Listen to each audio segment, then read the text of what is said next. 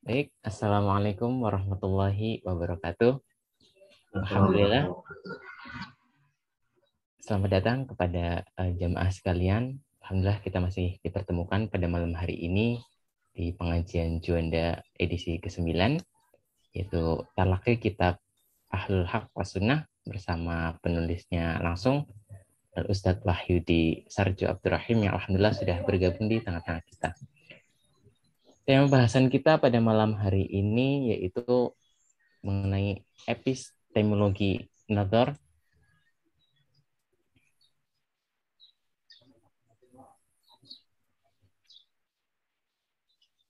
Mohon maaf, topik kita pada malam hari ini itu tentang epistemologi nazar dalam ilmu kalam. Semoga apa yang kita niatkan untuk menuntut ilmu pada malam hari ini bisa mendapatkan keberkahan dari Allah Subhanahu wa taala. Baik, tanpa berpanjang waktu lagi, mari kita mulai acara malam hari ini, pengajian kita dengan membaca basmalah bersama. Bismillahirrahmanirrahim. Sesi selanjutnya itu penyampaian materi yang akan langsung dibawakan oleh Ustadz Wahyudi Sarjo Abdurrahim. Kepada Ustadz, kami persilakan. Baik. Bismillahirrahmanirrahim. Assalamualaikum warahmatullahi wabarakatuh. Waalaikumsalam. Alhamdulillahirrahmanirrahim. Wassalatu wassalamu ala asyrafil anbiya'i wal mursalin Sayyidina wa maulana Muhammadin wa ala alihi wa sahbihi amma ba'du. Jemaah sekalian yang kami hormati, puji syukur kehadirat Allah Subhanahu wa taala pada kesempatan kali ini kita dapat berkumpul kembali ngaji bareng untuk mendapatkan berkah dari Allah Subhanahu wa taala. Salatu wassalam semoga tetap tercurahkan kepada junjungan kita Nabi Agung Muhammad Sallallahu Alaihi Wasallam. Jamaah sekalian yang kami hormati, dalam pertemuan yang ke-9 ya terkait dengan Ahlul Haq was Sunnah. Dalam pertemuan ke-9 ini kita akan coba membahas tentang manhaj nazar.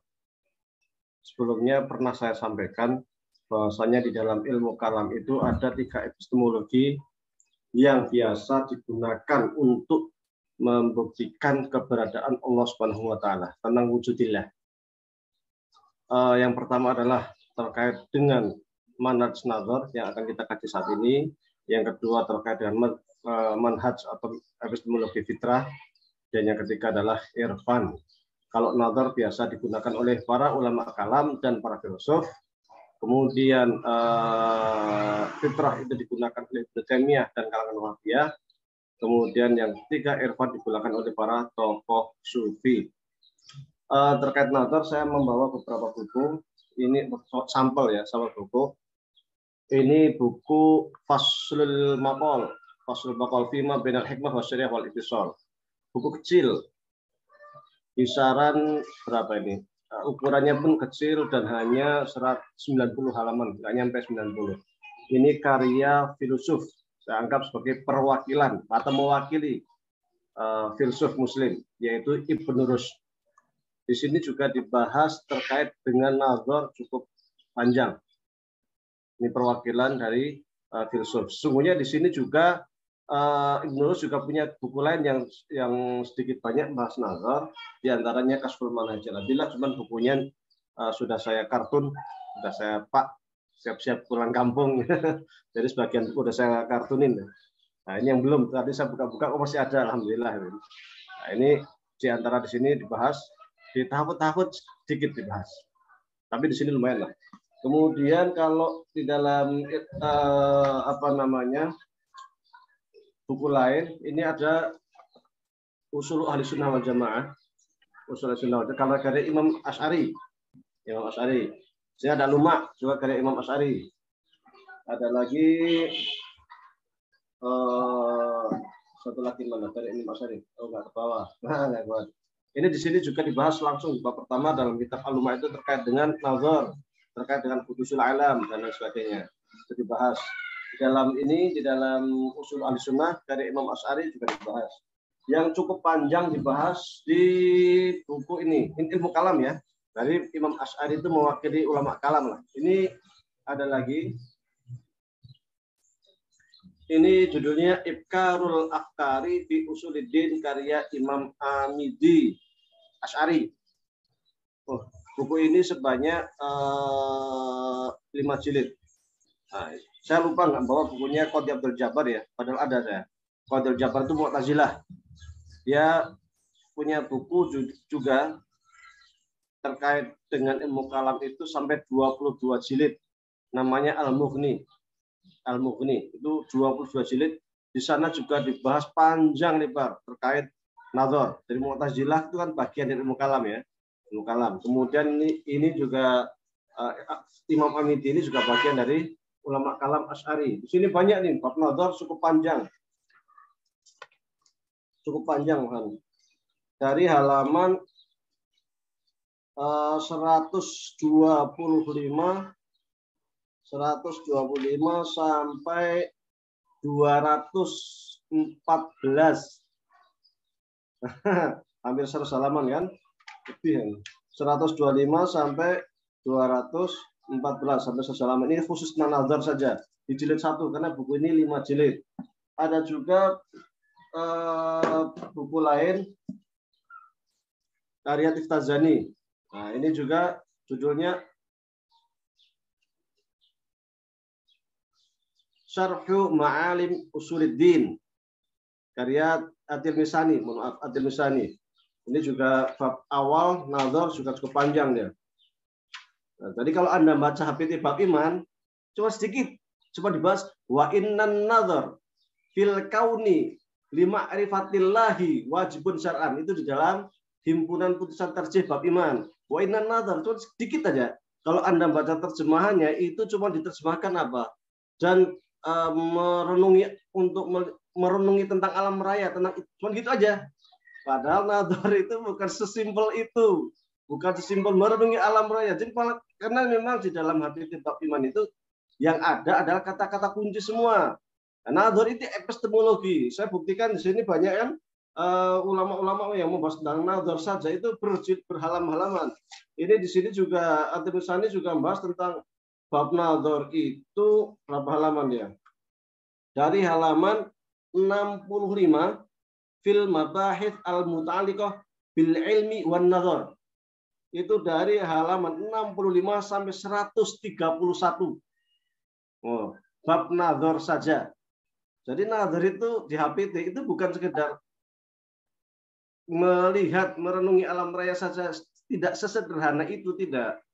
Maka saya katakan himpunan putusan tarjih bab iman itu sangat simpel, sangat sederhana, tapi itu matan, inti semua itu.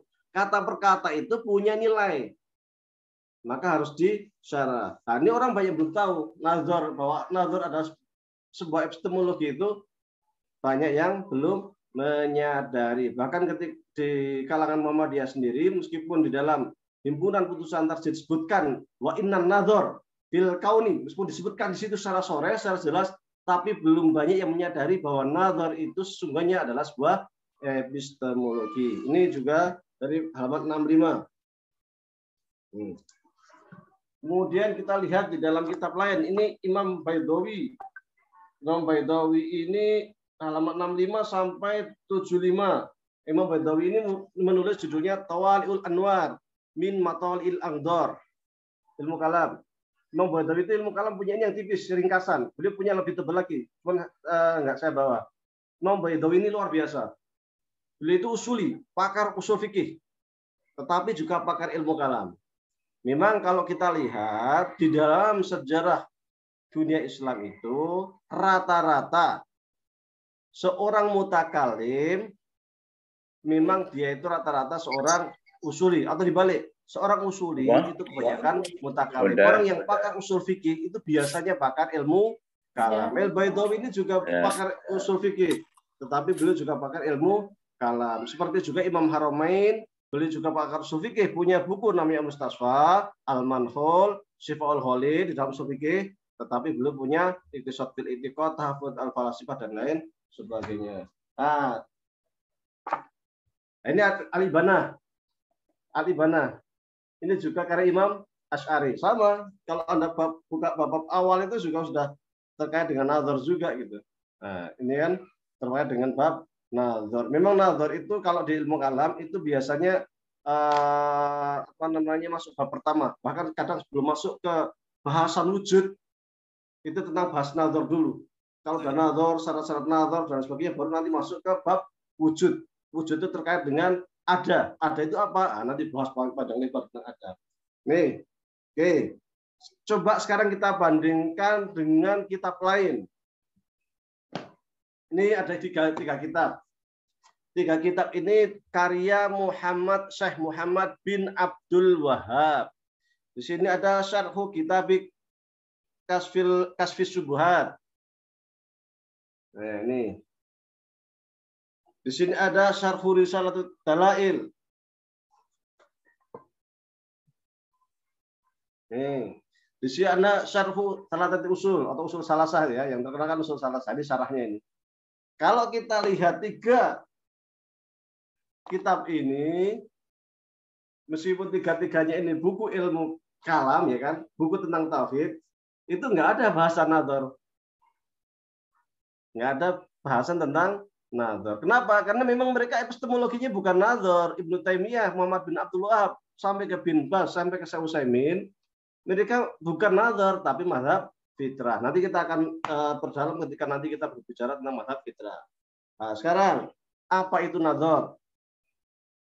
Nazar itu, dari kata nazar ya, itu memikirkan, merenungi tentang alam raya, melihat alam fisik untuk membuktikan bahwa di sana ada alam metafisik.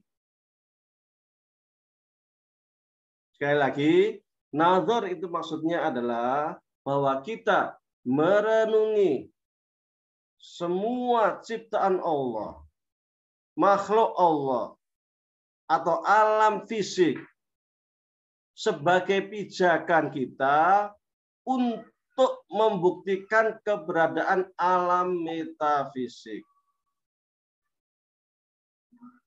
Menurut para ulama kalam, baik dari kalangan Mu'tazilah, Syiah, ataupun Ahlu Sunnah wal Jamaah, bahwasanya ini sebuah kewajiban seorang mukallaf. Kenapa wajib? Karena dengan kita melihat alam raya ini, kita akan merasa yakin bahwasanya alam raya ini pasti ada sang pencipta, yaitu Allah Subhanahu wa Ta'ala. Terkait nazar juga ada sedikit perbedaan antara para ulama kalam dan para filsuf untuk membuktikan keberadaan Tuhan, keberadaan Allah Subhanahu wa Ta'ala. Dua-duanya sepakat. Nazar ini sebuah keharusan dan menjadi sarana bukti untuk membuktikan adanya Tuhan. Dua-duanya sepakat. Hanya yang berbeda terkait dengan argumen yang digunakan. Karena argumen yang digunakan berbeda, nanti hasilnya beda, tetapi ketika melihat kepada substansi Tuhan dan alam raya akan berbeda. Kewajiban nazar ini menurut paham Ahlussunnah wal Jamaah serta ulama kalam lain, baik dari kalangan Syiah, Khawarij, Mu'tazilah dan lainnya, bahwasanya manusia itu sesungguhnya ketika di dalam rahim telah disumpah oleh Allah Subhanahu wa Ta'ala bahwa ia telah mengakui adanya Tuhan. Alastu bi rabbikum qalu bala. Ketika disumpah, apakah aku itu sebagai Tuhanmu? Maka semua manusia itu mengatakan, ya, engkau wahai Allah adalah Tuhanku. Tetapi ketika manusia itu lahir ke dunia, akan sangat dipengaruhi oleh lingkungan sekitarnya. Maka orang tua yang bisa yuhawidunahu, ya kan, menjadikan anak itu Yahudi atau menjadikan anak itu Nasrani atau Majusi atau bahkan menjadi komunis. Lingkungan sangat menentukan atau punya andil besar di dalam akidah seorang anak. Maka nanti ketika dia itu sudah mukallaf, sudah balik, kalau sebelum balik kan dia masih belum menerima beban hukum syariat, tetapi ketika sudah balik dia sudah menerima beban hukum syariah, maka dia sudah kena dosa ataupun pahala. Mendapat dosa ketika menentang perintah Allah dan mendapatkan pahala ketika ia melaksanakan perintah-perintah Allah. Ini kenapa harus nazar? Karena ketika manusia lahir sangat terpengaruhi oleh lingkungannya. Dan dengan nazar ini akan semakin memperkuat keimanan seseorang. Karena menurut paham Ahlus Sunnah wal Jamaah, Asy'ariyah, Maturidiyah, Ahlul Athar, Athariyah, bahkan juga Mu'tazilah, Syiah dan lainnya, mereka semua sepakat bahwasanya terkait dengan keimanan itu tidak boleh taklid.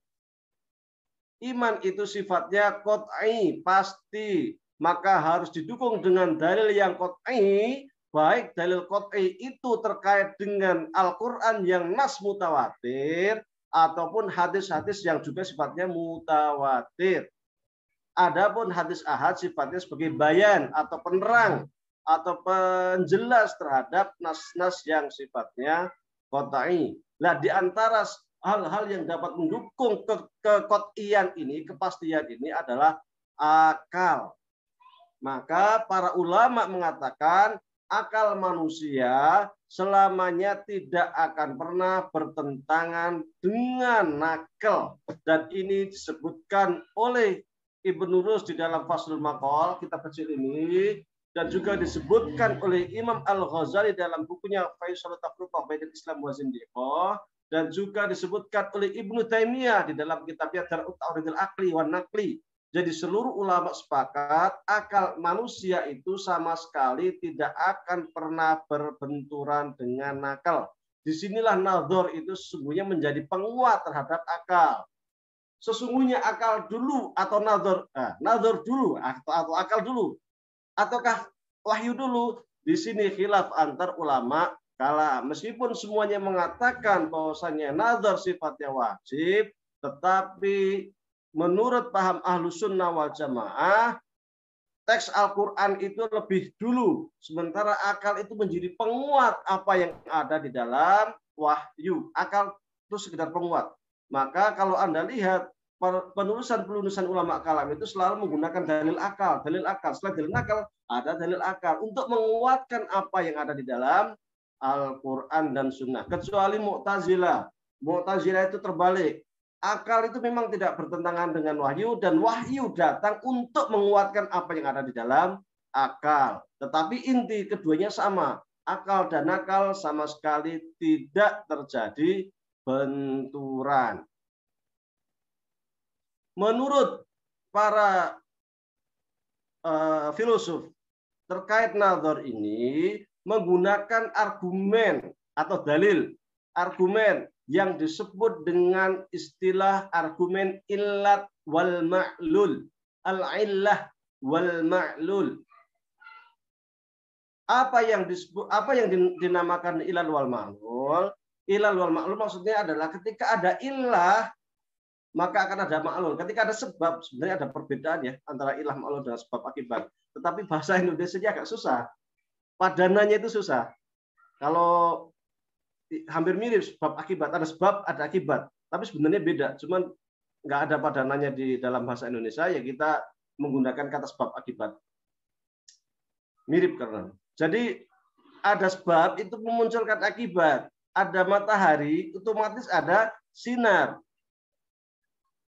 Dan menggunakan yang disebut dengan istilah sesuatu yang mustahil terjadi tasalsul. Tasalsul itu apa? Tasalsul itu adalah berantai. Jadi umpamanya ada bapak, ada bapaknya lagi, dari bapaknya lagi, dari bapaknya lagi, itu terus. Dan menurut para filosof, termasuk Aristoteles, itu berpendapat mustahil.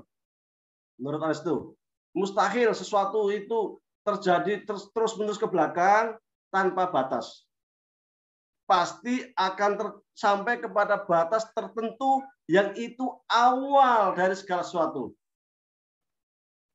Apa itu? Yaitu Tuhan, Allah Subhanahu wa Ta'ala. Jadi Allah itu menjadi ilah ula, menjadi ilat pertama. Ada ilat pertama itu kemudian muncullah ilat kedua yaitu alam raya manusia dan sebagainya. Alam raya manusia dan sebagainya itu merupakan refleksi, merupakan akibat dari adanya Allah Subhanahu wa taala. Dan Allah sebagai Tuhan ini menurut Aristoteles itu harus satu. Karena ketika Tuhan ini dua atau tiga itu tidak masuk akal dan akan hancur. Karena nanti akan ada dua irodah ilahiyah, dua keinginan Tuhan, tiga keinginan Tuhan, empat keinginan Tuhan, yang itu akan saling berbenturan. Semisal Tuhan ini pengen bumi bulat, Tuhan ini pengennya buminya kotak-kotak, Tuhan ini pengennya bumi, akan jadi kacau, hancur pasti dunia itu. Maka menurut Aristoteles, alam raya itu harus ada dan dia sebagai maklul akibat daripada adanya Tuhan, dan Tuhan itu harus satu saja, tidak boleh banyak. Kenapa saya singgung Aristo? Karena sesungguhnya para ulama-ulama atau para filosof Muslim itu sangat terpengaruh dengan pendapatnya Aristoteles terkait untuk membuktikan adanya Tuhan. Mereka menggunakan logika yang sama, yaitu logika Aristoteles. Logika Aristoteles ini masih dipakai sampai sekarang. Biasanya dibagi menjadi dua, tasawurat dan tasdikot. Tasawurat itu terkait dengan gambaran yang ada di dalam abstraksi otak manusia untuk membuat sebuah definisi tertentu. Kalau yang pernah belajar ilmu mantik mungkin bisa diingat-ingat. Nanti ada namanya itu kuliatul khamsah. Kuliatul khamsah itu nanti ada namanya al-faslu, an-naw, irdul am, irdul khalq, ajins. Itu nanti akan cara-cara membuat definisi dan lain sebagainya. Nanti ada tasdikot, di mana tasdikot itu dibagi menjadi kias. Kiasnya itu ada 4, setiap satu dibagi menjadi 4, kecuali yang syakal ketiga dan keempat itu menjadi ada 6 sakal menjadi sekian, ya kan? Itu kalau Anda yang pernah belajar mantik akan ketemu di sana, dan itu merupakan mantik Aristo.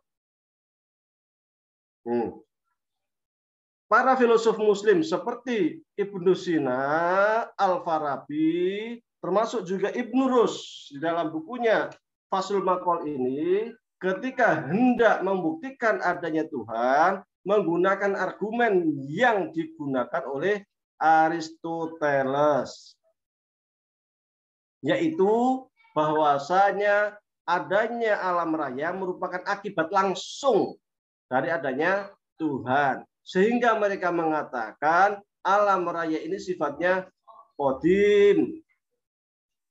Kenapa alam raya qadim? Karena Allah itu sifatnya qadim, maka pancaran akibatnya itu menjadi qadim. Tetapi meskipun para filosof mengatakan alam raya ini qadim, tetap saja alam raya ini wujudnya, adanya sangat tergantung dengan adanya Allah. Sehingga kudumul alam itu tidak mutlak, karena dia harus menjadi maklul, menjadi akibat adanya Allah. Dia itu mengkiaskan kepada matahari. Ya, adanya matahari, otomatis adanya sinar. Sementara menurut ulama kalam yang dikuatkan di dalam himpunan putusan terjebak iman, disebutkan situ wa anal alam kullahu hadisun khuliqa minal adam. Silakan bisa dibuka di HPT, ya kan. Hadisun. Kenapa disebut hadis, alam raya itu baru? Sebenarnya kata-kata ini, kata wa inal alam kullahu hadisun itu yang disebutkan di dalam HPT itu tujuannya adalah untuk mengkanter atau menanggapi para filosof Muslim yang terpengaruh oleh pemikiran Aristoteles yang mengatakan bahwasannya alam raya ini sifatnya qadim, sementara para ulama kalam mengatakan alam raya sifatnya hadis. Meskipun sama-sama nazar, tapi akhirnya di sini mulai ada muncul perbedaan. Kenapa alam raya hadis? Karena menurut para ulama kalam itu berarti Asy'ari, Maturidi, Atsari, ya kan, ini satu Ahlussunnah wal Jamaah, satu kelas. Kemudian Mu'tazilah, Syiah dan lainnya semua mengatakan bahwasanya alam raya sifatnya baharu. Dan argumen yang digunakan bukan argumen ilah maklul seperti yang digunakan oleh para filosof, tetapi yang digunakan adalah dalilul hudus atau argumen kebaharuan alam raya. Bahwa alam raya ini sifatnya ciptaan baharu. Dia wujudnya memang dari ketiadaan. Tidak ada sama sekali. Kemudian Allah berkehendak menciptakan alam raya, maka muncullah alam raya ini. Jadi alam raya itu bukan karena implikasi adanya Tuhan. Ada Tuhan lalu wujud alam raya. Tidak. Tetapi alam raya muncul itu karena murni kehendak Allah Subhanahu wa taala. Tidak arada syai'an ayakuna lahu kun fayakun. Kalau ingin sesuatu muncul, maka muncullah alam raya. Dan ternyata wallahu a'lam, ilmu pengetahuan modern cenderung menguatkan pendapat ulama kalam yang mengatakan bahwasanya alam raya ini bermula dari ketiadaan. Ketiadaan, maka kemudian Allah berkehendak, maka muncullah alam raya. Jadi bukan karena Allah ada kemudian otomatis alam raya ada, tidak, tetapi memang dari ketiadaan kemudian muncul ada.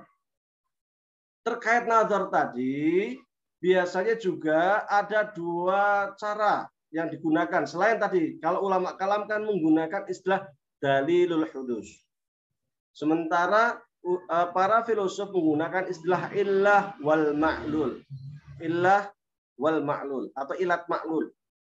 Ya kan? Sementara ulama kalam menggunakan istilah dalilul hudus. Maka ketika kita membaca buku-buku ulama kalam, biasanya di bab awal itu akan dibahas terkait hudusul alam, baharunya alam raya. Kita coba cek di dalam bukunya Imam Asy'ari. Imam Asy'ari dalam kitab Al-Luma'.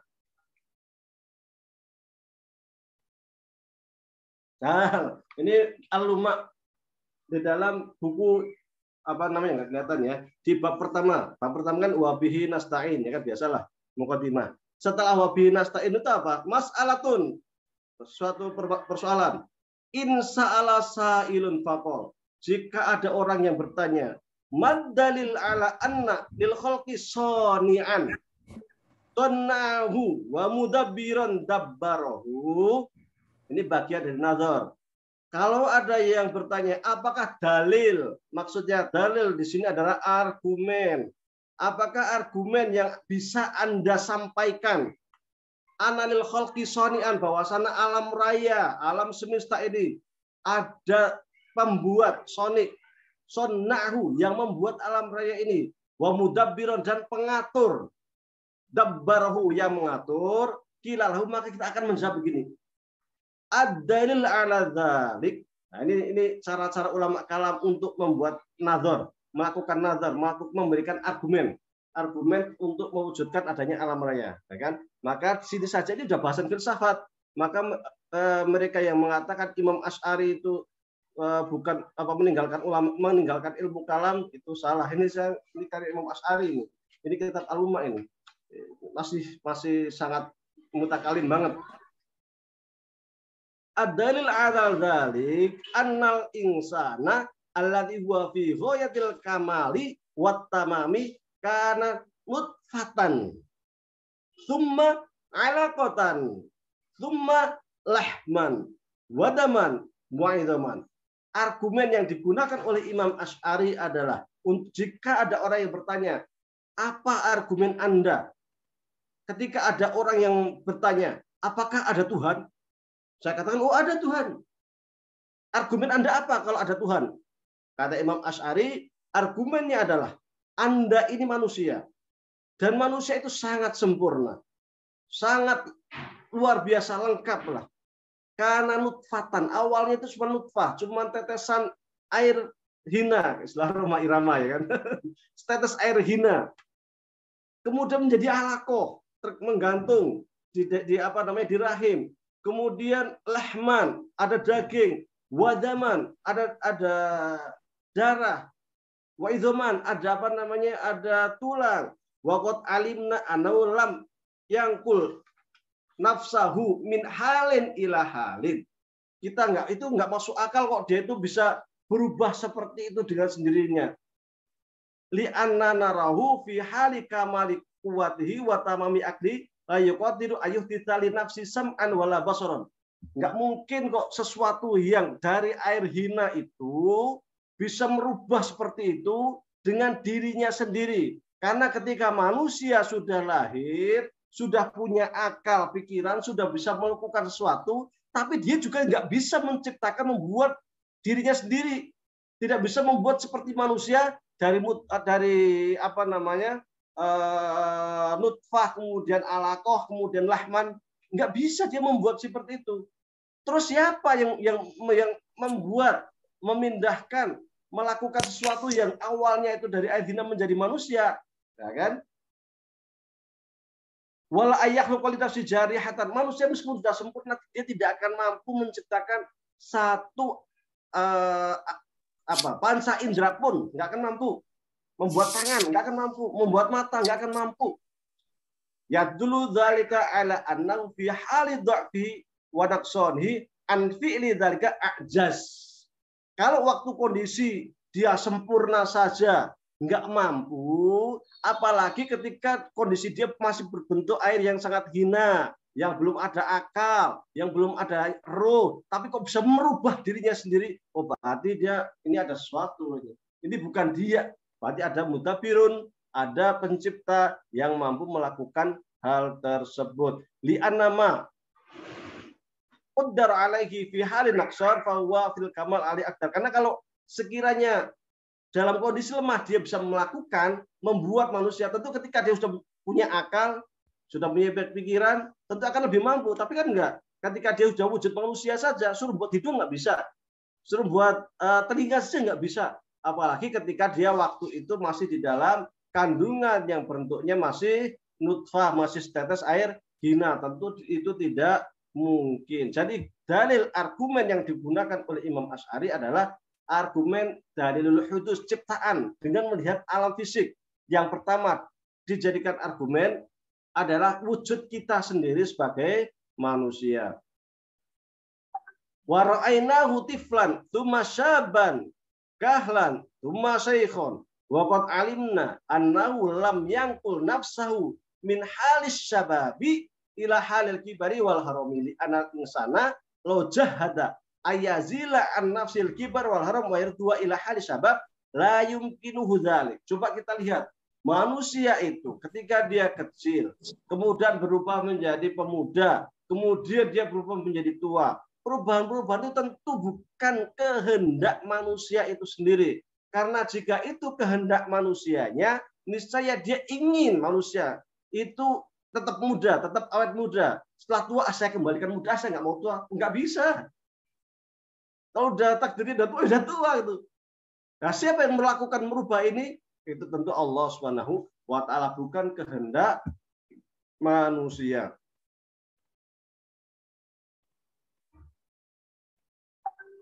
Fadalla ma wasafna ala annahu laysa huwal ladzi yanqulu nafsahu fi hadhil ahwal wa annahu naqilan. Ini menunjukkan bahwa ini bukan dia yang melakukan perubahan-perubahan itu, tetapi tentu ada naqilan, ada zat yang dia itu merubahnya, naqalahu min halin ila halin, yang merubah dari sesuatu ke sesuatu yang lain, dari nutfah, kemudian alaqah, mudghah dan lain sebagainya, dari kecil kemudian menjadi pemuda, kemudian menjadi tua dan lain sebagainya. Pasti ada zat yang melakukan perubahan itu.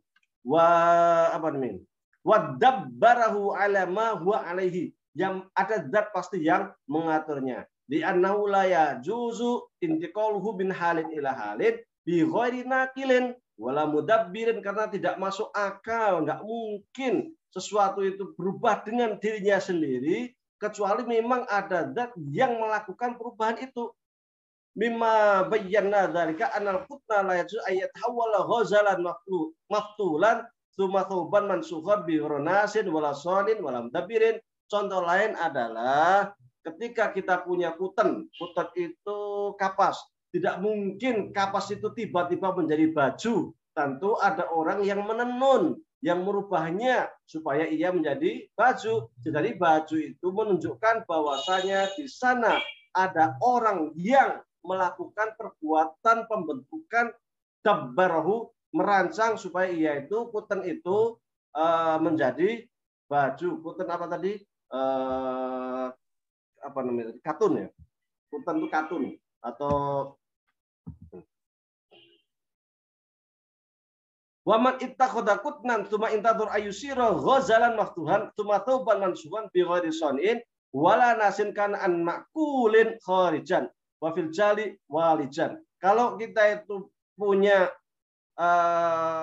kuten, punya apa tadi? Ya, apa tadi?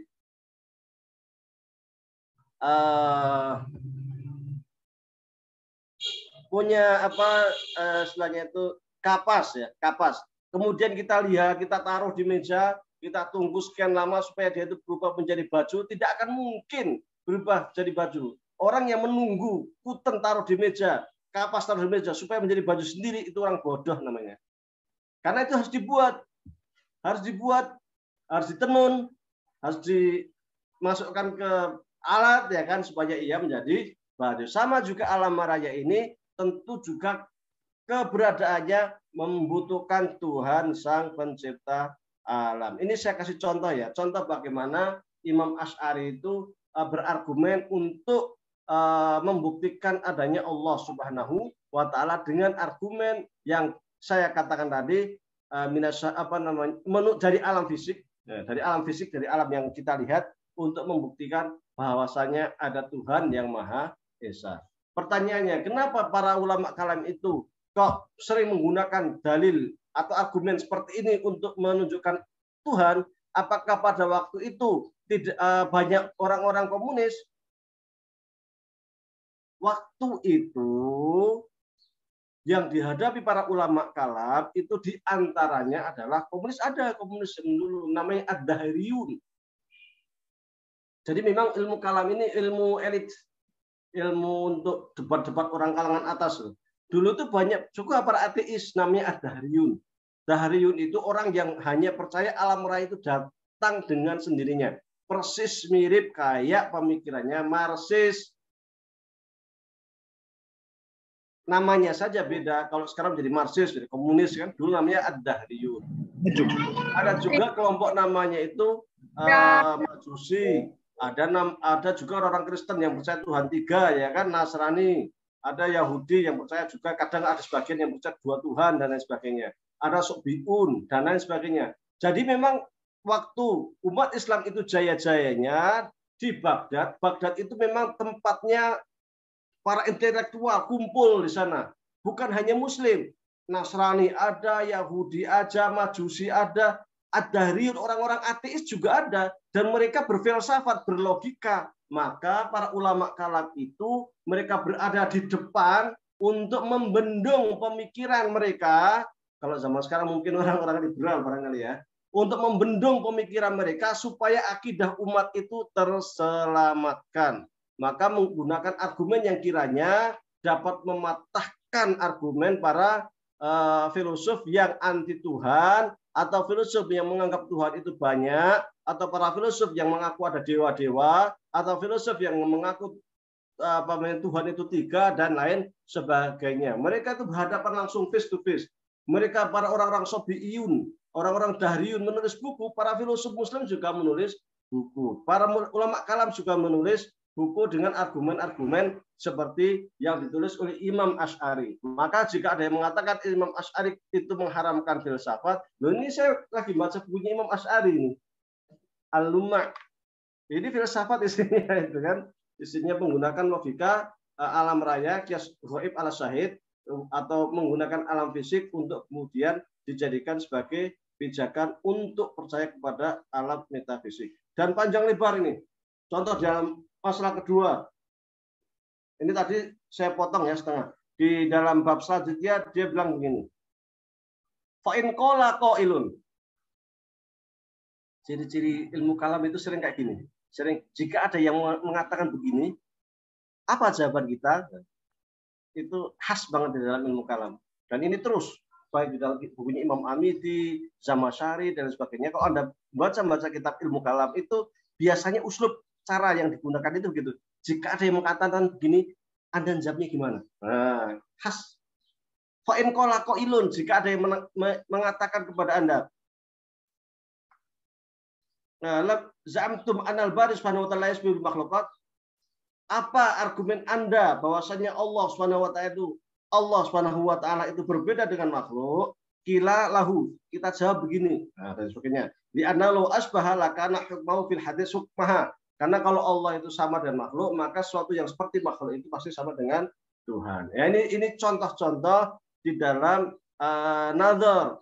Kemudian saya akan coba membuka kitab kecil ini. Tadi kan yang filsuf ya, filsafat ya, yang kita ambil dari Imam Asy'ari langsung. Coba kita lihat di dalam Faslul Maqal, tetapi waktunya kayaknya sudah mau habis. Di sini disebutkan langsung di dalam bab halaman 3. Jadi bab 2 halaman 3. Di halaman 3 ini dia mengatakan daruratun nadhar. Keharusan melakukan nadhar. Wa idza taqarrara anna syar'a qad aujaban nadhar bil aqli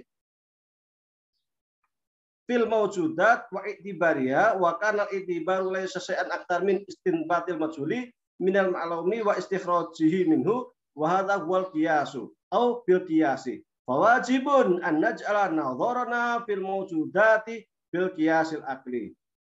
Jika syariat itu telah mewajibkan kita untuk melakukan nadhar dengan akal, dengan melihat alam raya dan sekitarnya, maka otomatis kita harus juga menggunakan kias akli. Yang disebut kias itu adalah kias Aristoteles. Kias itu ada 2.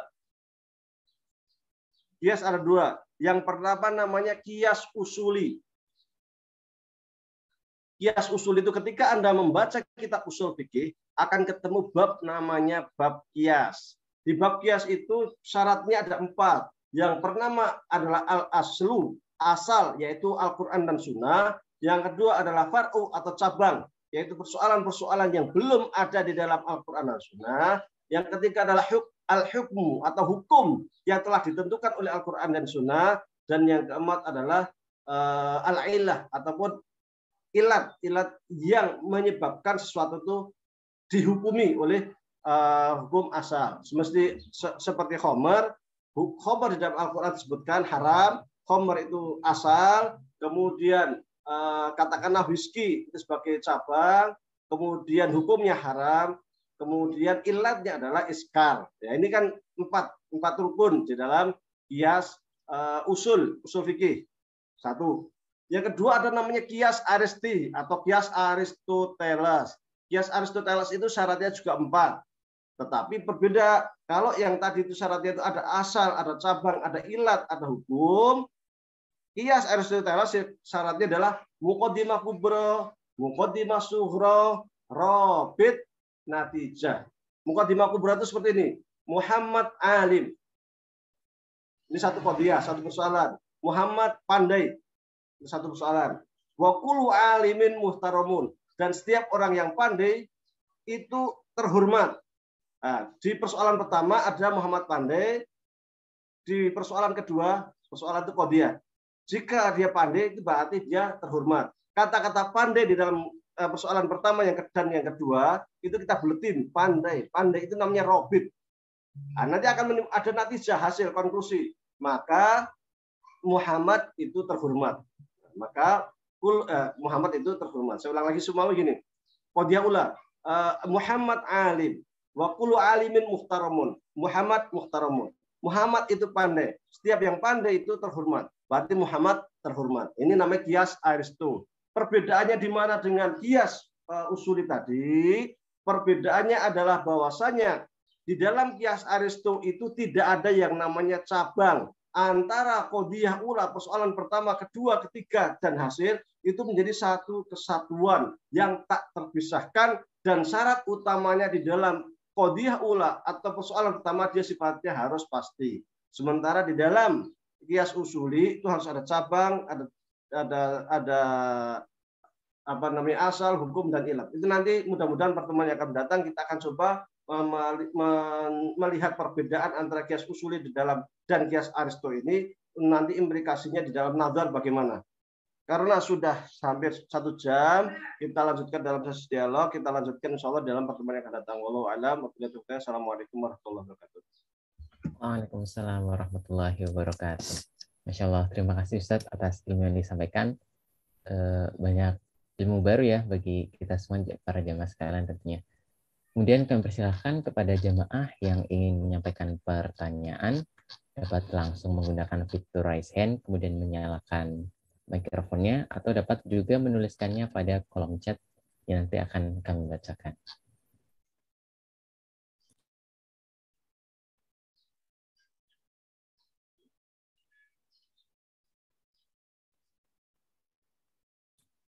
Baik Ustaz, sudah ada pertanyaan yang masuk ke kami berkaitan dengan nazar Ustaz. Tadi Ustaz menyebutkan bahwa nazar merupakan suatu hal yang wajib. Lalu bagaimana keabsahan ulama lain yang tidak menggunakan mazhab nazar sebagai pedomannya? Mungkin Ustaz mungkin bisa dijawab terlebih dahulu. Saya kasih contoh adalah Ibnu Taimiyah dan juga para ulama dari kalangan Wahabi yang tidak menggunakan nazar. Coba nanti implikasinya di mana? Kita lihat. Ibnu Taimiyah mengatakan bahwasanya secara fitrah manusia itu telah mengakui adanya Tuhan. Alastu bi rabbikum qalu bala. Artinya manusia secara rububiyah itu telah mengakui adanya Tuhan, Rob, Sang Pencipta. Alastu bi rabbikum itu ya rububiyah itu. Maka kemudian ketika ia lahir pun sesungguhnya pengakuan itu masih ada. Maka semua manusia itu menurut Ibnu Taimiyah dan juga dilanjutkan oleh Muhammad bin Abdul Wahab dan pengikutnya, seluruh manusia itu sesungguhnya telah bertauhid bertuhan yang disebut dengan tauhid rububiyah. Karena apa? Buktinya apa? Buktinya adalah ayat yang menggunakan wala in sa'altahum man khalaqas samawati wal ard la yaquluna Allah. Jika engkau tanyakan kepada mereka siapakah pencipta langit dan bumi, tentu mereka itu orang musyrik akan mengatakan Allah. Jadi manusia itu secara fitrahnya itu akan mengakui adanya Allah Subhanahu wa taala. Nah, ini sehingga mereka membangun konsepsi adanya tauhid rububiyah. Secara natural itu semua manusia itu setelah mengakui adanya Allah, termasuk Abu Jahal, termasuk Abu Lahab, itu mereka telah mengakui Allah Subhanahu wa taala. Tetapi mereka musyrik. Apa yang disebut musyrik? Musyrik itu adalah asyraka yusyriku musyrikun. Jadi musyrik itu menyekutukan. Apa yang dimaksud menyekutukan? Asyraka syai', ya kan menyekutukan sesuatu. Menyekutukan itu maksudnya ya dia percaya adanya Allah, tetapi dia percaya ada Hubal, Tuhan lain.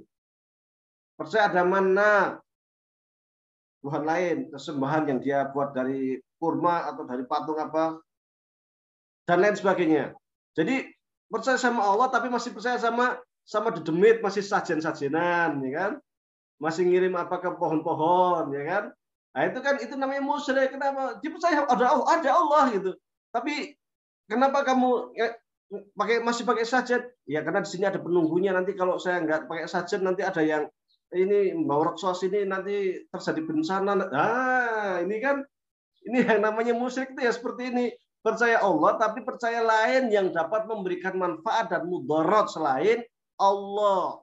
Percaya mana, Salisata, Hubal, macam-macam lah. Ini menurut paham Ibnu Taimiyah.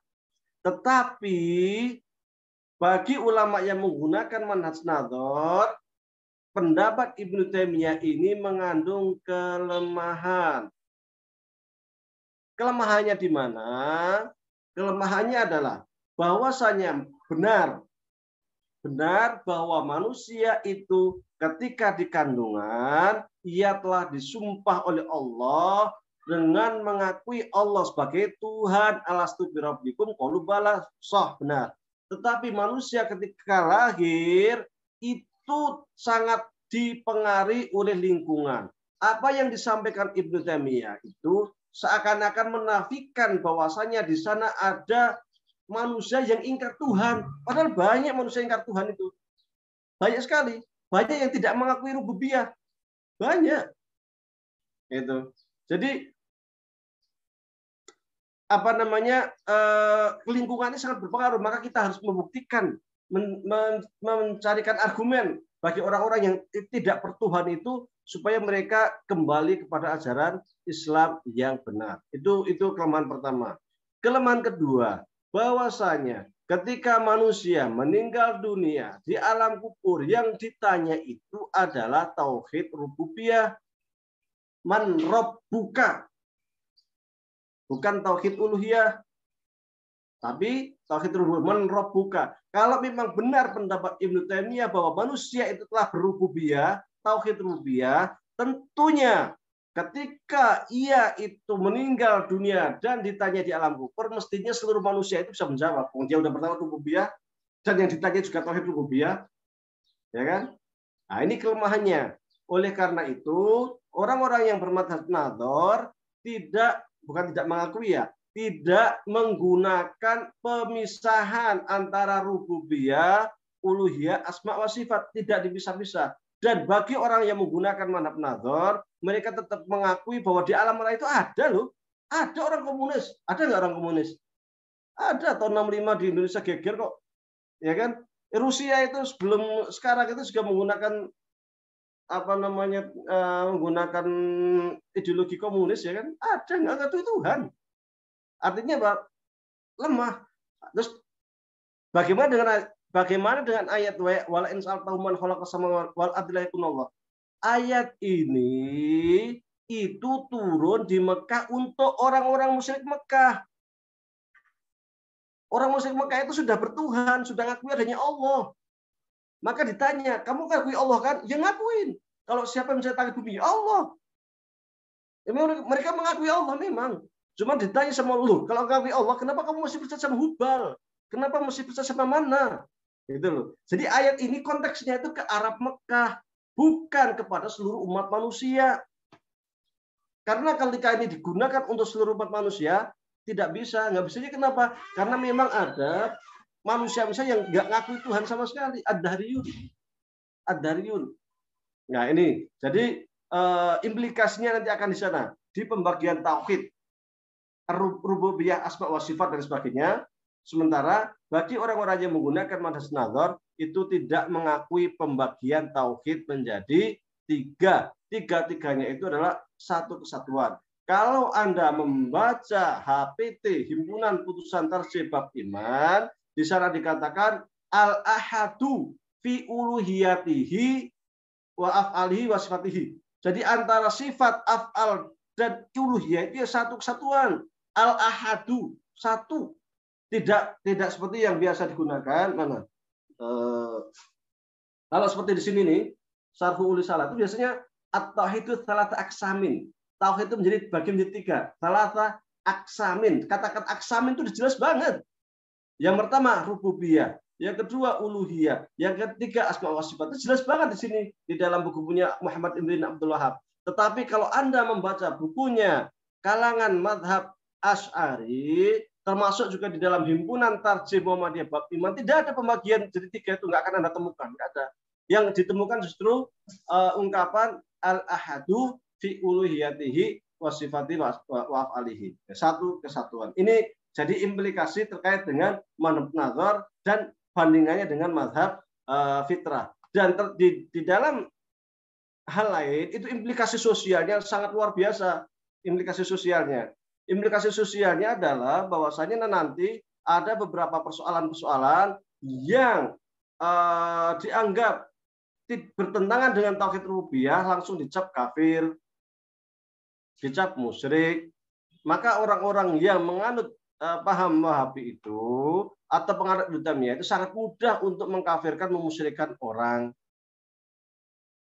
Bahkan di dalam Ad-Durar Sunniyah fi Asbibah An-Najdiyah yang merupakan kumpulan fatwa ulama-ulama Najd Saudi ya, sejak masa Muhammad bin Abdul Wahhab sampai setelahnya, mereka mengatakan kelompok mazhab Asy'ari itu kelompok yang munharifah.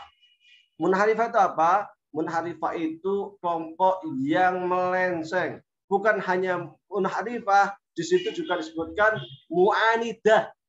Mu'anidah itu apa? Ngeyel. Bukan hanya mu'anidah, tapi juga setelahnya ada ekor lagi, al-kafiroh, kafir. Nah, jadi ulama-ulama mazhab Asy'ari atau pengikut Asy'ari itu dikatakan mereka itu munharifah, sesat, juga mu'anidah, ngeyelan, keras kepala, dan kafiroh, kafir. Nah, ini jadi pertentangannya nanti akan luar biasa sekali. Termasuk nanti waktu awal-awal Muhammad bin Abdul Wahab itu menyerukan kepada paham Wahabi yang mengambil berbagai macam ide dari dari Syekh Ibnu Taimiyah di Najd, di Mekah, di Najd ya.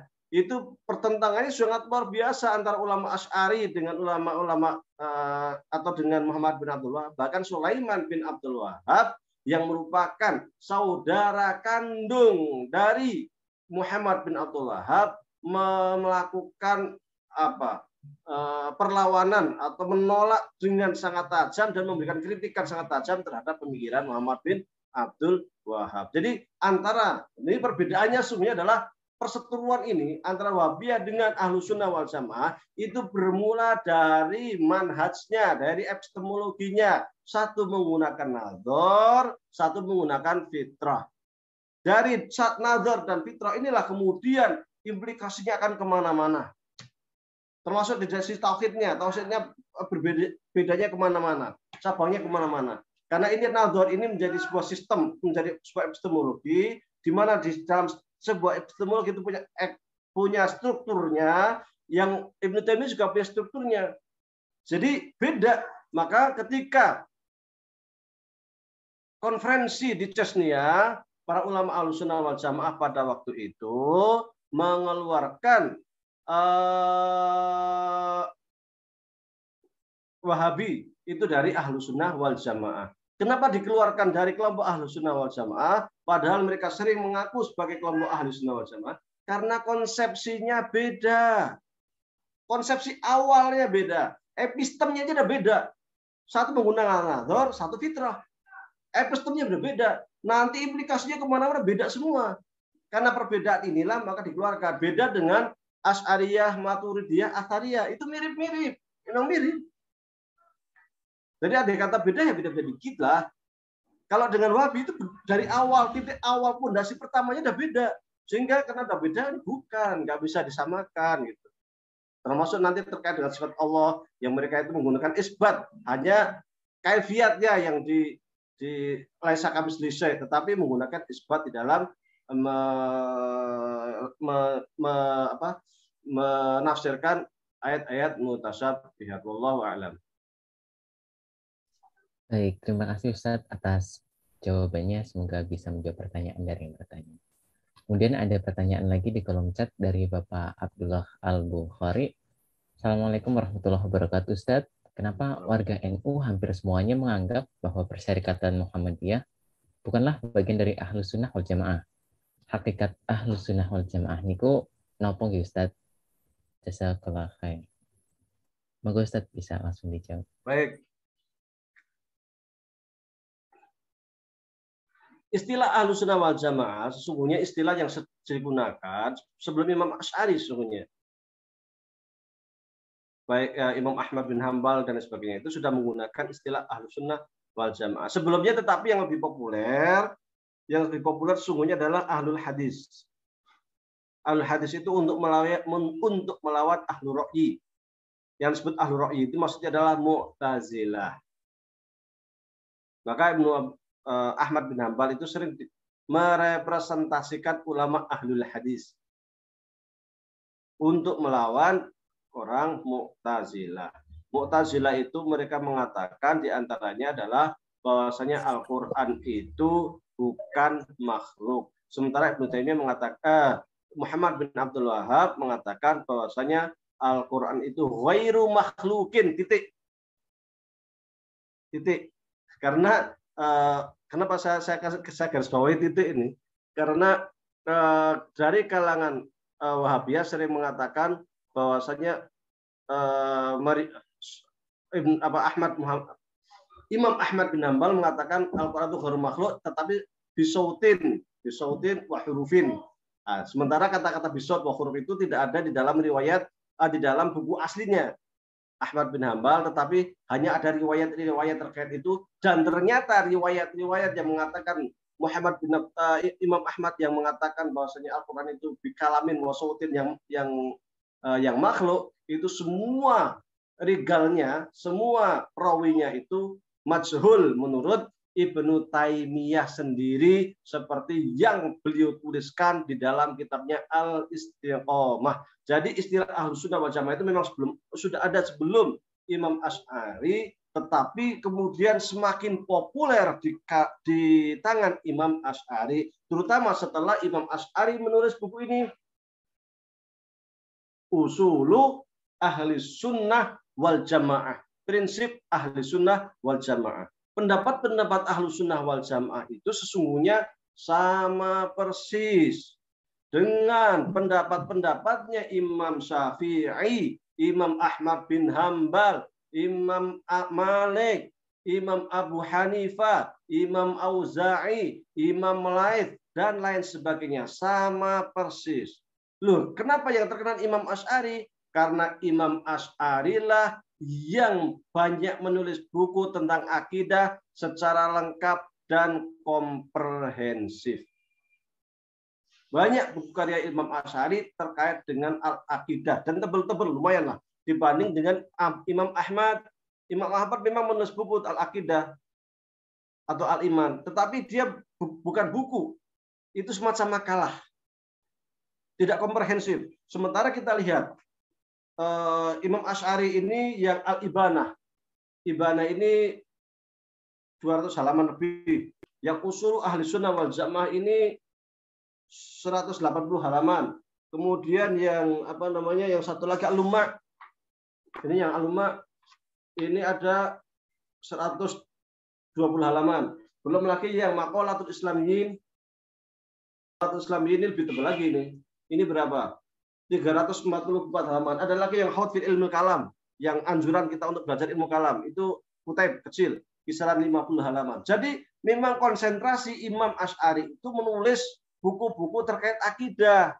Maka sering disebut konseptornya, ya kan, atau ideolog Ahlus Sunnah wal Jamaah ya Imam Asy'ari, sama Imam Maturidi. Imam Maturidi juga nulis buku. Jadi sama. Kenapa yang tidak bukan Imam Syafi'i, Imam Abu Hanifah atau Imam Malik? Karena mereka itu konsentrasinya ke fikih, bukan ke ilmu kalam, bukan ke akidah. Anda lihat Imam Syafi'i itu menggunakan buku Arisalahnya itu dianggap buku usul fikih pertama. Nah, mereka disebut fuqaha, bukan mutakalimin. Fuqaha itu artinya pakar fikih. Sementara Imam Asy'ari itu pakar ilmu kalam. Tetapi meskipun mereka itu fuqaha, ideologinya, ilmu kalamnya sama persis dengan Imam Asy'ari. Imam Asy'ari lah kemudian yang mengumpulkan, merapikan, membuat sistematis secara baik, secara rapi, sehingga dia kemudian punya murid yang sangat banyak di antara mereka. Kemudian silsilah setelahnya Al-Baqillani, kemudian Imam Haramain, kemudian Imam Ghazali, dan setelahnya termasuk Imam Razi, Imam Baidawi, Imam Isnawi, dan lain sebagainya. Mereka itu mensyarah, merapikan, membuat keterangan dan lain sebagainya apa yang ditulis oleh Imam Asy'ari dari ijtihadnya buku Imam Asy'ari tersebut. Maka Ahlus Sunnah itu memang gambarannya itu adalah ya kalau nggak Asy'ariyah ya Athariyah ya Maturidiyah, kan seperti itu. Itu yang pertama. Yang kedua, mengapa rata-rata orang Nahdlatul Ulama mengatakan atau menganggap bahwasanya Muhammadiyah itu Wahabi? Karena yang pertama, mereka itu tidak mengetahui tentang konsep-konsep tauhid yang ada di dalam himpunan putusan tarjih bab iman. Bahkan juga tidak mengetahui tentang sejarah para ulama kita terdahulu ketika mereka itu, maksudnya para ulama Muhammadiyah ya, yang menulis buku tentang tauhid Muhammadiyah. Ada beberapa buku, di antaranya itu adalah ada buku judulnya itu Muhammadiyah Ahlus Sunnah wal Jamaah. Ada buku judulnya itu Ngakoid, Kitabul Ngakoid, dan lain sebagainya. Ada beberapa buku lah yang terkait dengan akidah Ahlus Sunnah Muhammadiyah, yang itu memang Asy'ariyah dan Ahlus Sunnah wal Jamaah yang ditulis oleh generasi awal Muhammadiyah. Jangankan NU, Jamaah Muhammadiyah sendiri banyak yang tidak tahu. Kalau kita melihat sesungguhnya ada perbedaan antara generasi awal Muhammadiyah dengan Jamaah Muhammadiyah saat ini. Generasi awal Muhammadiyah itu memang Muhammadiyah sangat Asy'ari, termasuk buku-buku yang ditulis oleh para ulama Muhammadiyah awal itu Asy'ari. HPT sendiri bab iman itu dirumuskan tahun 1929 dan itu masih sangat Asy'ari. Dan kalau kita melihat buku karya Buya Hamka berarti kan setelah tahun 60-an ya, yang buku itu kalau nggak salah terusnya. Kalau yang sebelumnya itu banyak, kayak Kitab Bunga Qaid ya kan, kayak buku Muhammadiyah Ahlussunnah wal Jamaah itu ditulis sebelum tahun 60-an. Yang Buya Hamka itu judul bukunya itu kalau nggak salah Akidah Islam, belajar Akidah Islamiyah kalau nggak salah atau apa. Itu ada 3 jilid dan itu sangat Asy'ari sekali.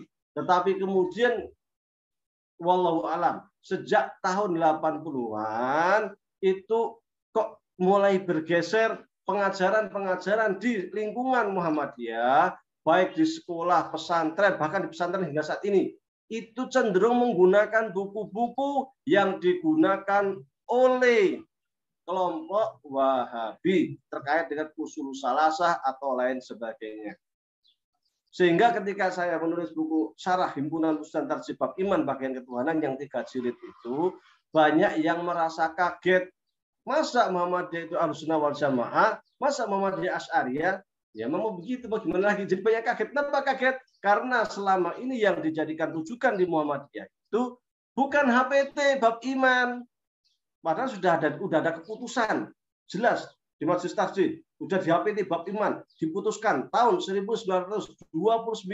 Tetapi ketika pengajian dibawa di Jamaah Muhammadiyah, di universitas, di pesantren yang digunakan usul salasah, aneh. Oleh karena itu tidak mengherankan ketika saudara kita dari Nahdlatul Ulama itu menuding bahwasanya Muhammadiyah itu Wahabi. Dari mana mereka menuding itu? Dari buku-buku yang biasa diajarkan oleh Muhammadiyah baik di lingkungan Jamaah Muhammadiyah atau di AUM. Maka sesungguhnya atau semestinya ketika kita hendak melakukan pengajian terkait dengan tauhid Muhammadiyah, yang kita jadikan rujukan adalah HPT bab iman. Bahkan secara sore salah satu buku awal Muhammadiyah yang ditulis oleh tokoh Muhammadiyah itu menyebutkan 2 rujukan utama tauhid Muhammadiyah. Yang pertama adalah As-Samarqandi, itu buku terkait tauhidnya Asy'ari, Maturidi. Yang kedua adalah Imam As-Sanusi. Sebentar saya cek, kayaknya ada di ini saya Kitab Bunga Qaid. Saya cek di HP sebentar.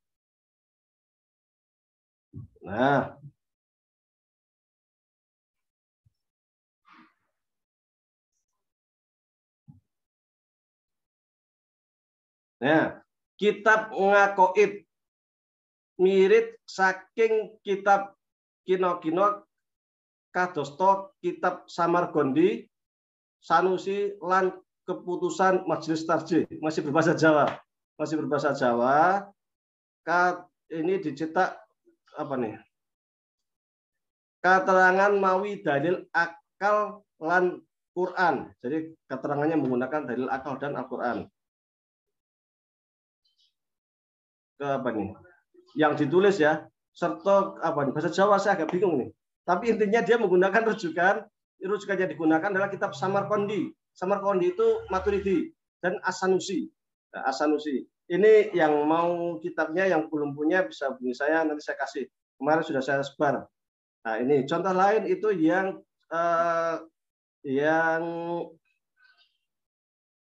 sebentar. Yang ini Muhammadiyah Ahlussunnah wal Jamaah. Ini ada lagi Muhammadiyah Ahlussunnah wal Jamaah. Ini dia juga berusaha untuk menyebutkan bahwasanya Muhammadiyah itu Ahlussunnah wal Jamaah. Ini dikarang oleh Jarnawi Hadikusumo. Jarnawi Hadikusumo. Nah, ini Muhammad di awal tuh sudah mereka sangat teguh, sangat jelas menyebutkan rujukannya, bahkan rujukan yang disebutkan oleh Muhammadiyah dan oleh himpunan redaksi bab iman. Cuma sejak tahun 80-an itu kok ada pergeseran. Lah, sekarang kita pengennya itu mengembalikan Tauhid Muhammadiyah itu ke himpunan putusan tarjih Muhammadiyah bab iman. Saya nulis buku itu sungguhnya sekedar ingin ini loh yang ada di HPT gitu. Ini loh yang ada di HPT himpunan tarjih bab iman itu seperti ini. Maka kemudian karena di HPT itu tidak ada footnote, karena tidak ada footnote, maka saya terangkan kata per kata, saya cari kira-kira kata ini itu kalau menurut ulama kita itu ada di mana. Saya cari kan begitu. Ternyata ada di ulama Asy'ari semua dan tidak saya pertemukan di buku-buku karya Muhammad bin Abdul Wahab. Maka kalau kita ingin kembali ke HPT ya silahkan ajarin HPT langsung, atau kalau menggunakan kitab penguat, gunakan kitab penguat karya As-Samarqandi atau As-Sanusi atau karya-karya ulama Asy'ariyah atau Maturidiyah, bukan karya Muhammad bin Abdul Wahab. Jelas ini berbeda. Seperti itu. Wallahu a'lam. Baik, terima kasih Ustadz atas jawabannya. Semoga menjawab pertanyaan dari Bapak Abdullah Bukhari. Kemudian masih ada beberapa pertanyaan Ustadz. Untuk mempersingkat waktu, mohon izin untuk membacakannya sekaligus. Apabila ada pertanyaan yang mungkin mirip, dapat Ustadz jawab dengan ringkas seperti itu. Yang pertama dari Bang Rian. Assalamualaikum Ustadz Wahyudi. Izin, dengan adanya perbedaan metode fitrah dan nazar ini, implikasinya definisi tauhid pasti akan berbeda. Jika Wahabi dapat dengan mudah menetapkan golongan lainnya kafir, apakah dengan perbedaan ini, golongannya menggunakan konsepsi nazar ini menganggap Wahabi sebagai kelompok yang melenceng, atau dianggap sebagai kekayaan pemikiran dalam keilmuan Islam? Kemudian, pertanyaan dari Bapak Abdullah, Wahabi dan Asy'ari bertemu dalam bab tafwid, sama-sama menyadarkan kepada Imam Malik. Hanya beda tafwidnya. Wahabi menggunakan tafwid kaifiyah, sedangkan Asy'ari menggunakan tafwid makna dan kaifiyah. Apakah ini maknanya perbedaan Asy'ari Wahabi hanya dalam bab furu'il aqidah? Kemudian pertanyaan yang terakhir, Assalamualaikum Ustadz. Tadi disampaikan bahwa Wahabiyah itu secara kalamnya berbeda dari kalam Asy'ariyah. Dan kata Ustadz, implikasinya Wahabiyah itu keluar dari Ahlus Sunnah. Bukankah implikasi keluar dari Ahlus Sunnah adalah melenceng? Mohon penjelasannya mengenai metode nazar, fitrah, dan irfani beserta contoh-contoh penerapannya. Semoga Ustadz mungkin pertanyaannya agak mirip dapat dijawab jadi satu. Kami persilakan. Itu ya. Baik. Sebentar saya. Perbedaan itu sesungguhnya menurut paham ahli sunnah wal jamaah. Saya akan menukil pendapat yang diriwayatkan dari Ibnu Furat yang konon itu merupakan pendapat dari Imam Asy'ari. Imam Asy'ari pernah mengatakan, isyhadu anni la ukaffiru ahadan min ahli qiblah. Saksikan oleh kalian bahwasanya saya selamanya tidak akan pernah mengkafirkan siapapun yang ia itu pasti ahli qiblah. Maka kita saksikan Imam Asy'ari menulis buku, judulnya apa? Maqalatul Islamin wa Ikhtilafil Musallin. Perbedaan atau kelompok-kelompok dalam Islam. Di sini disebutkan Syiah, Khawarij, Murji'ah, dan lain sebagainya. Tetapi Imam Asy'ari sama sekali tidak mengkafirkan mereka.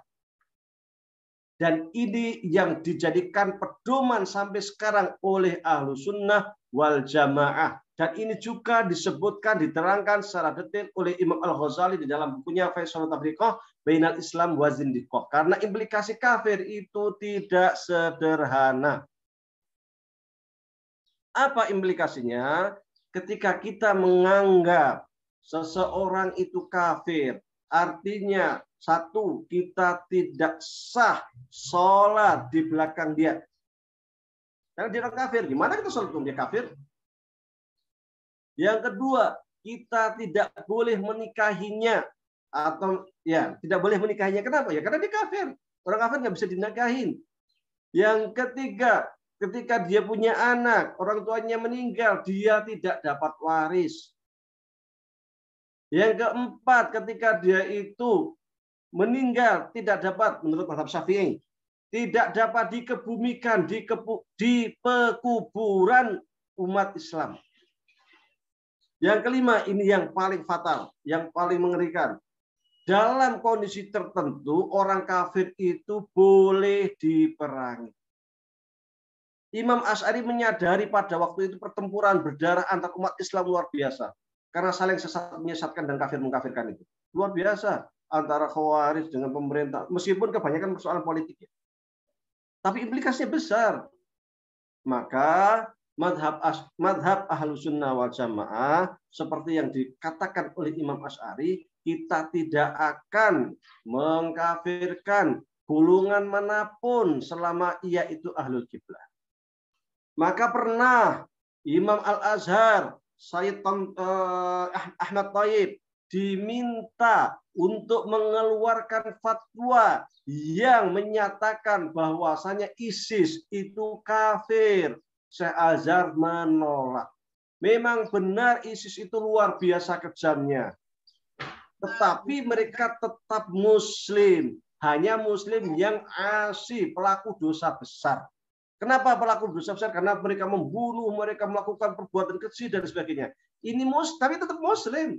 Cuman pelaku maksiat, mereka bukan kafir. Karena implikasi kafir seperti yang saya katakan tadi sangat luar biasa. Dan Ahlus Sunnah wal Jamaah menganggap diantaranya ya perbedaan-perbedaan ini sesungguhnya merupakan kekayaan intelektual dan kita harus menghormati mereka. Ya kan kita nggak bisa memaksakan kehendak kita, ya kita hormati. Karena sikap iktidal, sikap moderat Ahlus Sunnah wal Jamaah ini, maka 2/3 penduduk dunia itu adalah Ahlus Sunnah wal Jamaah. Dan ketika kita melihat dunia Islam, sejarah tempo dulu sampai saat ini, yang menjadi benteng utama umat Islam itu selalu ahli sunnah wal jamaah. Baik Umayyah, ataupun Abbasiyah, ataupun Utsmaniyah, mereka semua adalah ahlu sunnah wal jamaah. Memang Syiah pernah berkuasa kisaran 200-an tahun lebih.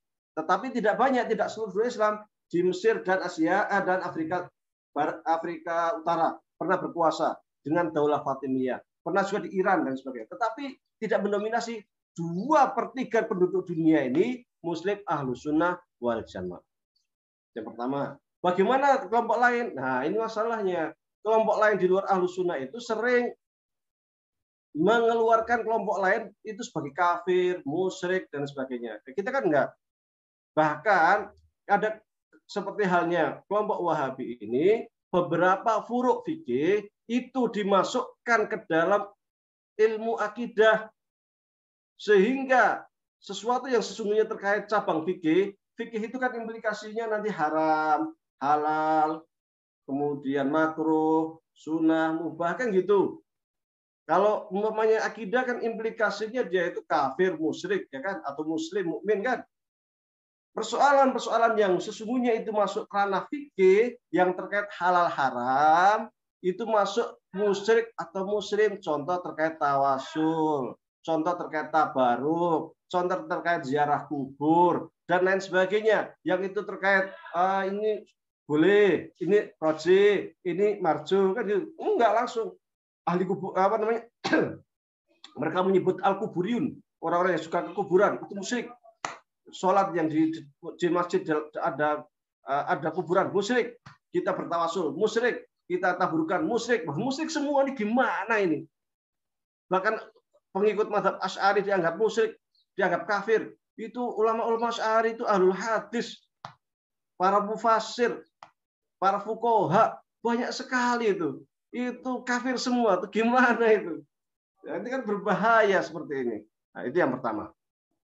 Yang kedua, apakah itu sekedar ranah furu'? Memang furu', tetapi furu' akidah. Furu' akidah ini agak berbeda dengan furu' fikih. Furu' fikih itu cenderung lebih toleran. Kalau furu' akidah itu karena sudah musyrik, sudah muslim dan lain sebagainya, sudah terkait dengan darah, sehingga yang sering terjadi adalah peperangan. Karena ingin menegakkan ajaran Islam yang benar sesuai dengan ajaran tauhid kan gitu. Ini yang dilakukan oleh ISIS kan begitu. Yang dilakukan oleh Jamaah Islamiyah kan begitu. Ingin menegakkan syariat Islam seperti yang saya yakini, tapi yang diyakini oleh Jamaah Islamiyah, yang diyakini oleh ISIS, sehingga mereka membaiat amir mereka, membaiat pemimpin mereka sesuai dengan paham mereka. Yang lainnya dianggap kafir. Ketika Anda membaca buku seperti Ar-Raddu 'alal Wahabiyah karya Zaini Dahlan, akan memahami kan selama ini kan doktrin kita Muhammad bin Abdul Wahab itu memerangi kemusyrikan di Mekah, memerangi ahlul bid'ah di Mekah pada waktu itu ya kan. Sejak Islam itu berada di Mekah, sejak zaman Nabi Muhammad, Futuhat, itu udah nggak ada orang musyrik Mekah itu.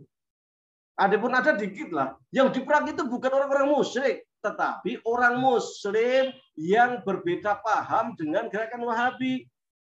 Itu yang diperangi oleh mereka. Tetapi mereka bilangnya apa? Memerangi orang musyrik, memerangi orang kafir. Nah, ini kan persoalan. Kalau kita menganggap mereka Muslim, orang Wahabi Muslim, orang Syiah Muslim, orang Khawarij Muslim, tetapi mereka menganggap orang Asy'ari itu kafir. Nah, ini memang persoalan jadinya. Nah, jadi sesuatu yang sesungguhnya kita bisa dialog, akhirnya menjadi Muslim kafir, bunuh-bunuhan. Ya, kan? Seperti ISIS, Jamaah Islamiyah, kemudian Jamaah Takfir wal Hijrah dan sebagainya. Itu jamaah radikal yang ada di Timur Tengah ya begitu. Ya kan? Kemudian yang tadi itu nazar dan fitrah ya. Yaitu implikasinya seperti yang barusan saya ceritakan itu. Jadi implikasi nazar dengan mazhab fitrah itu sampai di perang, sampai pembunuhan, sampai saling mengkafirkan ya seperti itu. Itu dari implikasi yang mungkin menurut kita sangat sederhana. Manhaj nazar dan manhaj fitrah, tetapi ternyata punya implikasi fikih punya implikasi sosial yang luar biasa. Kemudian terkait dengan tauhid, itu harus kita pahami perbedaan antara tauhid yang dipahami oleh ahlu sunnah dengan tauhid yang dipahami oleh ulama Wahabi. Wahabi itu di sini maksudnya adalah Muhammad bin Abdul Wahab, bahkan juga dikuatkan oleh Syekh Fauzan, juga dikuatkan oleh Syekh bin Baz. Saya kasih contoh. Kalau ahlu sunnah wal jamaah seperti yang tertulis di HPT bab iman, saya nggak bawa HPT ya, sayang sekali. Biasanya saya bawa HPT. Ya, seperti yang ditulis dalam HPT bab iman itu adalah bahwasanya ketika ada ayat-ayat mutasyabihat, katakanlah yatullah fawqa aydihim, maka kata tangan itu kita tahu arti tangan, ya kan? Tapi langsung kita serahkan sama Allah. Apa yang dimaksud? Langsung serahkan kita Allah. Jadi dari awal itu sudah langsung kita serahkan. Itu tauhidnya Ahlussunnah wal Jamaah. Tauhidnya Wahabi itu Allah punya tangan sudah di titik ini. Tapi bagaimana bentuk tangan Allah? Nah, itu yang diserahkan. Ini kan beda. Sekali lagi. Ahlussunnah wal Jamaah tauhidnya adalah ketika ada lafaz dzahir, maka kita langsung maknanya kita serahkan sama Allah. Langsung. Jadi yadullah fawqa aydihim, tangan Allah di atas tangan mereka, langsung kita serahkan sama Allah. Arti tangan itu apa ya? Wallahu a'lam. Arti tangan itu kita sudah nggak mau taati lagi. Semua stawa ilsama sama dan sebagainya. Itu langsung kata-kata istiwa. Udah kita serahkan dari awal itu udah ulusain halikun ila wajhahu. Wajah udah dari awal itu udah wajah itu udah kita serahkan maknanya sama Allah. Tetapi menurut mereka enggak. Jadi yadullah fawqa aydihim, mereka percaya Allah itu punya tangan. Bentuk tangannya gimana? Nah, itu serahkan sama Allah. Allah punya wajah, benar punya wajah. Bentuknya gimana, kaifnya? Gimana? Serahkan sama Allah. Nah, ini kan beda. Jadi kaifiyatnya atau tauhidnya Ahlussunnah wal Jamaah dengan Wahabiyah itu sangat berbeda. Yang dimaksudkan oleh Imam Ahmad bin Hambal dan juga Imam Malik seperti yang ditulis oleh Imam Al-Baihaqi di dalam bukunya Al-Asma wa Sifat. Ini bukunya saya bawa. Ini tebal ini bukunya. 700 halaman. Seperti yang ditulis di sini, itu dari awal itu sudah ditafsir. Jadi bukan hanya tafsir kaifiyah, tapi tafsir makna dari awal. Kalau mereka itu tafsir kaifiyahnya saja, tapi kita tafsir dari awal. Dan itu menurut Al-Baihaqi, itulah yang diyakini oleh Imam Syafi'i dan diyakini oleh Imam Ahmad dan diyakini oleh Imam Malik. Jadi beda.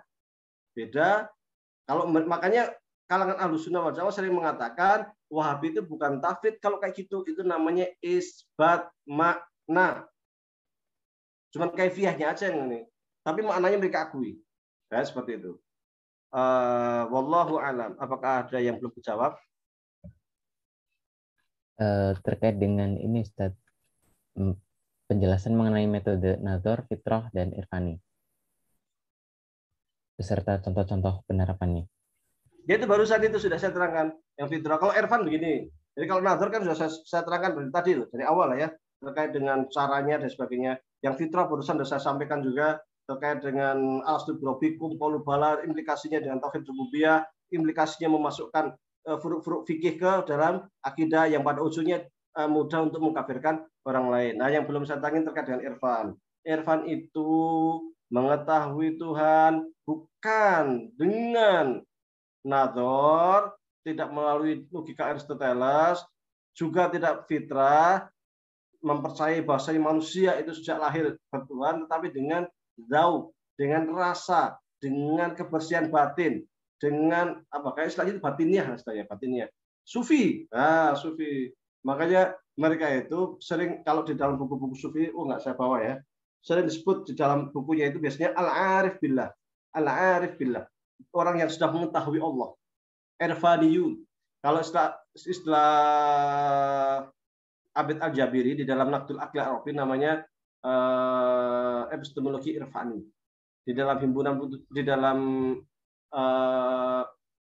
apa namanya Magister Jiwa Tasdid ininya itu konsepnya itu juga disebut dengan istilah epistemologi irfan. Itu menggunakan zauq, menggunakan rasa, menggunakan perasaan. Jadi istilahnya itu ada namanya ahwal, ada namanya makomat. Makom itu adalah tangga 1, 2, 3, 4 untuk kemana? Sampai ke Tuhan. Setiap makom itu punya kondisi, punya kelas spiritual yang nama dengan ahwal. Naik lagi makomnya, naik lagi ahwalnya. Naik lagi makomnya, naik lagi ahwalnya. Sampai kita akan terakhir, kita akan namanya ma'rifatullah. Nanti macam-macam, ada namanya mursyid. Mursyid itu adalah orang yang menuntun seorang al-muridin, seorang murid, supaya dia itu bisa menuju ke Allah. Itu harus dituntun namanya mursyid. Dan murid ini harus membaiat sang mursyid. Maka mereka itu mengenal ada istilahnya itu semacam sekolah spiritual. Sekolah spiritual untuk supaya kita itu hati kita, batin kita itu bersih, benar-benar bisa sampai kepada Allah. Di dalam manhaj irfan itu nanti akan banyak aliran. Ada yang sampai wahdatul wujud, ada yang cuma praktek, ada yang praktis, macam-macam. Tapi intinya itu adalah bagaimana supaya kita itu mengenal Allah Subhanahu wa taala dengan manhaj irfan itu, dengan apa namanya zauq. Kalau Imam Al-Ghazali sendiri di dalam Ihya-nya dia berusaha untuk menyatukan atau memadukan antara 3 hal sebenarnya, antara nazar, kemudian irfan, antara 2 ya, antara nazar dan irfan dan fikih. 3 fikih dibalut dengan tasawuf sebenarnya kalau Ihya itu. Tapi ada sisi nazarnya juga di sana. Tapi lebih dominan adalah fikih dengan tasawuf. Ya seperti itu. Kalau Ibnu Taimiyah itu beliau juga mempunyai syarah dari bukunya Imam Junaid yang disebut dengan bukunya itu Mafatihul Ghaib apa ya? Agak lupa saya. Mafatihul Ghaib. Itu buku tentang tasawuf yang disyarah juga oleh Syekh Ibnu Taimiyah. Intinya untuk mengetahui Tuhan itu kita dengan zauq, dengan perasaan, bukan dengan nazar ataupun fitrah. Wallahu a'lam. Baik, terima kasih Ustadz atas jawabannya. Semoga pertanyaan dari jamaah sekalian sudah terjawab. Dan kita masuk ke sesi akhir, yaitu sesi penutup. Mohon berkenan Ustadz untuk memberikan closing statement, kemudian menutupnya dengan doa. Baik, terima kasih banyak. Insya Allah nanti pertemuan 2 minggu lagi ya. Kita akan lanjut ke bab nazar, karena saya ingin membacakan beberapa. Tadi belum membaca ya, masih ngerambiang, kecuali di beberapa kitab Al-Lumah yang saya bacakan setengah halaman. Saya ingin membacakan beberapa buku ilmu kalam dan juga filsafat terkait nazar ini, supaya kita lihat sejauh mana perbedaannya atau kesamaannya nazarnya para filosof, dalam hal ini adalah Ibn Rushd dengan para ulama kalam. Nah, ini kita lihat. Mudah-mudahan nanti saya nggak lupa, karena kalau lupa tahu-tahu bukunya udah saya Pak, saya kardusin, saya singkirin dulu supaya nggak saya kardusin lah. Jadi nanti ke depan judulnya tetap sama, kita lanjutkan terkait bab nazar. Terakhir penutup, mari kita beristighfar. Astaghfirullahaladzim, alladzi la ilaha illa huwal hayyul qayyum wa atubu ilaih. Astaghfirullahaladzim, alladzi la ilaha illa huwal hayyul qayyum wa atubu ilaih. Astaghfirullahaladzim, alladzi la ilaha illa huwal hayyul qayyum wa atubu ilaih. Mari kita berdoa bersama. Allahumma shalli ala sayyidina Muhammadin fil awwalin. Allahumma shalli ala sayyidina Muhammadin fil akhirin. Allahumma shalli ala sayyidina Muhammadin fil mala'il a'la ila yaumiddin. Allahumma rabbana taqabbal minna salatana wa siyamana wa ruku'ana wa sujudana wa tadarru'ana wa takhassu'ana wa ta'abbudana wa tammim taksirana ya Allah ya rabbal alamin. Rabbana dhalamna anfusana wa illam taghfir lana wa tarhamna lanakunanna minal khasirin. Rabbana wa la tahmil 'alaina isran kama hamaltahu 'ala alladziina min qablina. Rabbana wa la tuhammilna ma la taqata lana bihi wa'fu 'anna wa'fina warhamna anta maulana fansurna 'alal qaumil kafirin. Rabbana ighfir lana dzunubana wa liwalidayna warhamhum kama rabbayana shighara. Rabbana ighfir lana dzunubana wa li ikhwanina alladziina sabaquna bil iman wa la taj'al fi qulubina ghillan lil ladziina Rabbana innaka ra'ufur rahim. Allahumma inna nas'aluka ilman nafi'a wa amalan mutaqabbala wa rizqan halalan thayyiban. Allahumma inna na'udzubika min ilmin la yanfa' wa min qalbin la yakhsha' wa min nafsin la tasba' wa min du'ain la yustajab laha. Rabbana atina min ladunka rahmah wa hayyi' lana min amrina rasyada. Rabbana la tuzigh qulubana ba'da idh hadaitana wa hab lana min ladunka rahmah innaka antal wahhab. Allahumma inna nas'aluka salamatan fid din wa afiyatan fil jasadi wa ziyadatan fil ilmi wa barakatan fil rizqi wa taubatan qabla al maut wa rahmatan indal maut wa maghfiratan ba'dal maut. Allahumma hawwin 'alaina fi sakaratil maut wa najina minan nari wal afwa an-nasab. Allahumma rfa'na al-bala wal waba wal mihna wa ta'um bi rahmatika ya arhamar rahimin. Rabbana atina fid dunya hasanah wa fil akhirati hasanah wa qina adzabannar. Wa sallallahu ala sayyidina Muhammadin wa ala alihi wa sahbihi wa sallam. Subhanaka rabbika rabbil izzati amma yasifun wa salamun alal mursalin walhamdulillah. Alhamdulillahirabbil. Dengan ditutupnya doa awal Ustadz, maka berakhir pula sesi kajian kita pada malam hari ini. Kami ucapkan terima kasih yang sebanyak-banyaknya jazakumullah khairan katsir kepada Al Ustadz dan kepada jamaah yang telah mengikuti kajian pada malam hari ini. Insya Allah kita akan bertemu kembali dalam bahasan yang sama terkait talaqi kitab Ahlul Haq Sunnah pada 2 pekan selanjutnya. Jadi kepada para jamaah mohon untuk mungkin menyiapkan timer ya, pengingat supaya tidak ketinggalan info berikutnya. Demikian dari kami ucapkan terima kasih dan mohon maaf apabila banyak kesalahan selama penyelenggaraan kajian pada malam hari ini. Sekian kami tutup. Assalamualaikum warahmatullahi wabarakatuh. Waalaikumsalam warahmatullahi wabarakatuh. Terima kasih Pak Yai Wahyudi Abdul Rahim. Sama-sama. Selalu Pak Yai. Sehat selalu. Assalamualaikum. Terima kasih. Mudah-mudahan bermanfaat. Yang hendak buku apa? Ngakoid ya? Itu saya tuliskan WhatsApp saya di chat. Nah, nanti bisa WA saya, nanti saya kasihkan. Siap, ditunggu Pak Dokter Wahyudi. Insya Allah bulan Juli lah kita pulang kampung. Pulang kampung Tretet. Bisa mampir ke Lamongan Pak Yai, mampir ke Lamongan nanti. Insya Allah. Pulang kampung Bonjor ya. Oh, pulang kampung beneran itu di Tretet itu di gunung. Tretet Bonjor Ustaz. Di atas gunung. Ya. Gunung Perahu. Iya, kita ngasuh santri lah.